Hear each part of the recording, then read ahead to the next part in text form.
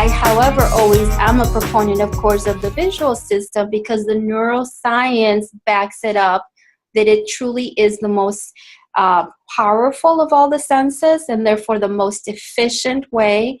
And therefore also, as they say, the greatest bang for your buck. If you really want to build that brain, the quickest, most efficient way is going to be through your visual system. Absolutely.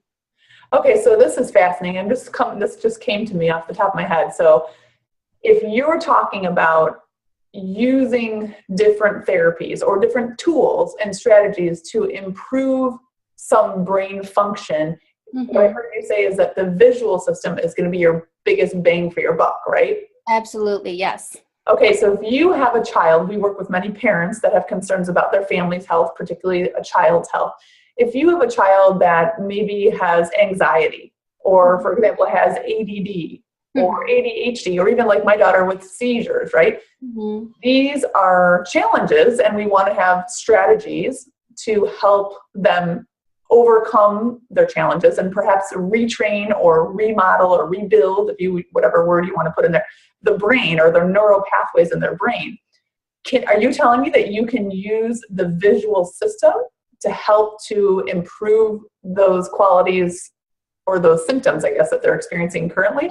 Absolutely. So, again, a lot of the science, so you touched on a lot of critical points. It's really amazing how the visual system being part of your central nervous system, which guides a lot of your psychological, they're just totally interwoven. There's no way to separate the two. Yeah, it's interesting. I never think about how the way your eyes would process information, whether it be through their cones or the rod neural pathways, will affect the psychological feeling or emotion essentially behind it based on the conclusions that you make. That's interesting.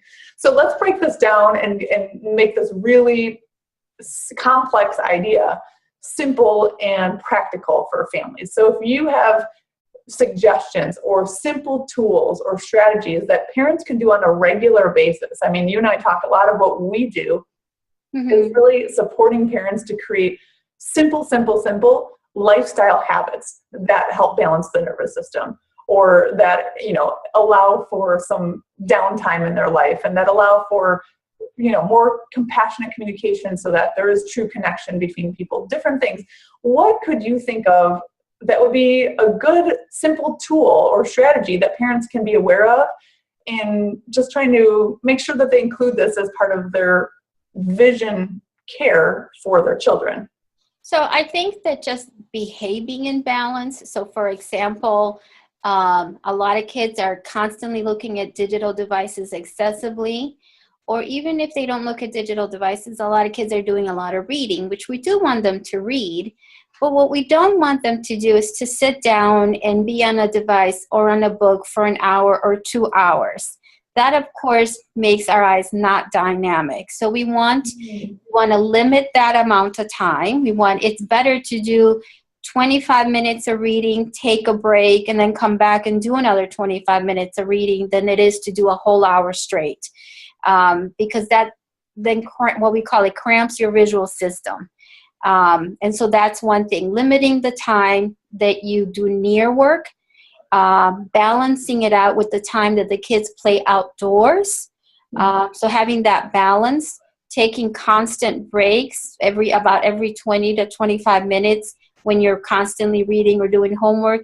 Just get up, take a few minute break, or even look out the window, taking those breaks. I'm a huge proponent because, again, that my whole thing is I train the brain through the visual system. So the ultimate goal is, how do we train the brain? Through sensory integration. So I'm a firm believer of being active in sports, because that's not only good for your brain, it's also good for your body. It's also good for the chemistry in your body, good endorphins that keep you happy. So taking breaks, being active in sports. I'm a huge believer in playing an instrument.